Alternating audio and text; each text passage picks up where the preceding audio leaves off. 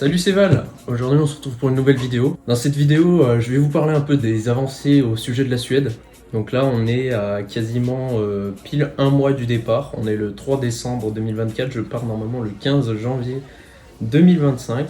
Donc forcément ça approche à grands pas. Je vous ai fait une première partie sur une vidéo qui concerne les logements, donc la recherche de logement quand on part en Erasmus. J'espère avoir pu vous apporter des conseils utiles dans votre recherche à vous aussi, ou même si vous ne recherchez pas, que ça a pu vous intéresser et vous apprendre des choses.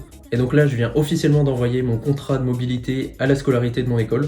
Donc là, qu'est-ce qu'il me reste à faire à un mois du départ? Et bah c'est trouver le logement, parce que je fais énormément de recherches. Je vais vous montrer aussi un peu mes petites astuces dans une seconde partie, parce que forcément là ça fait à peu près 15 jours que je suis en recherche plutôt intensive. Je dis plutôt parce qu'il y a aussi les cours à côté et faut pas oublier qu'il y a des évaluations, bientôt les partiels en janvier, etc. Donc c'est un emploi du temps très chargé que j'ai en ce moment. Donc si jamais vous partez justement comme ça au semestre de printemps, franchement, organisez-vous parce que c'est une galère sans nom si vous partez comme ça en freestyle. Donc je vous fais cette vidéo pour vous parler un peu surtout tout ce qui est paperasse, administratif et tout, les trucs un peu chiants mais qu'il faut absolument respecter et le faire dans les temps. Il faut que vous sachiez qu'il y a tout ce que vous préparez avant de partir, mais il y aura aussi des documents à remplir pile à votre arrivée, donc c'est-à-dire par exemple le certificat de présence dans l'université. Donc ça, ce sera impératif à remplir et à transmettre au service Erasmus+ ou à votre scolarité afin de pouvoir avoir les premiers versements de bourse. Et enfin, il faut aussi savoir qu'il y a des documents à faire signer juste avant de partir, parce que ce serait vraiment con de partir sans ces documents, parce que justement ils vont attester que vous avez bien fait tout le semestre là-bas, et donc vous allez pouvoir aussi avoir les versements de bourse après par la suite. Je pourrais vous faire une vidéo dédiée, n'hésitez pas à me le dire en commentaire si vous voulez des détails sur tout ce qui est demande de bourse, etc. Parce qu'il n'y a pas que la bourse Erasmus+ que vous pouvez obtenir quand vous partez comme ça à l'étranger. Donc je vais juste aussi passer rapidement sur le PC pour vous montrer un document que Erasmus+ normalement vous fournit.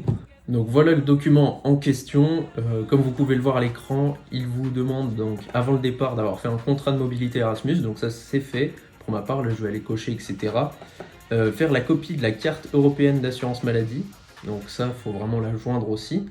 Le contrat pédagogique Erasmus+, donc ça c'est déjà fait, je vous ai présenté dans une vidéo où je vous présente comment choisir vos cours en Erasmus, donc ça c'est fait. Ensuite compléter sur les portails des aides des régions, etc. Ça c'est pour obtenir la bourse de la région, très important à faire, sinon bah, vous vous retrouvez aussi sans cette aide là qui peut être précieuse. On vous dit aussi, vous voyez comme j'ai pu vous le dire dans le début de cette vidéo, à l'arrivée dans l'établissement, donc certificat de présence, etc. S'il y a des modifications de cours aussi, parce que peut-être vous remarquez qu'un cours ne vous correspond pas, à votre formation, bah vous pouvez avoir un petit laps de temps pour changer. Moi je sais qu'en Suède ça va être une semaine.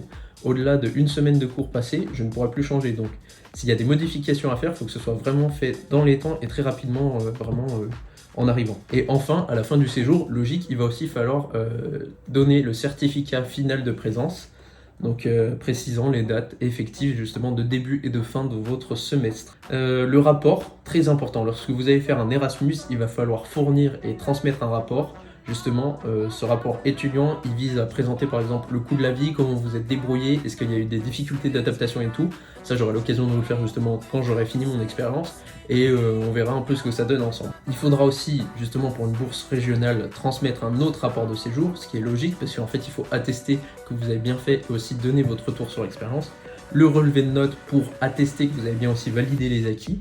Et enfin, relevé de notes officiel de l'université, bah là Savoie-Mont-Blanc dans mon cas, c'est juste une conversion en fait des crédits que vous allez avoir justement dans votre université à l'étranger, qui sont transférés sur aussi votre compte universitaire ici en France. Donc voilà, c'est tout pour cette vidéo. Elle est très courte mais synthétique dans le but de vous montrer ce qu'il faut faire avant, pendant et après justement votre mobilité Erasmus. Donc j'espère que cette vidéo elle a pu vous éclaircir justement sur un peu tout ce qui était papier administratif. Là c'est très synthétique, vraiment ce qu'il y a à faire après avoir été accepté dans l'université. Et n'hésitez pas à me dire en commentaire si vous avez certains points très précis sur lesquels vous voulez que j'éclaircisse rapidement, comment faire, etc.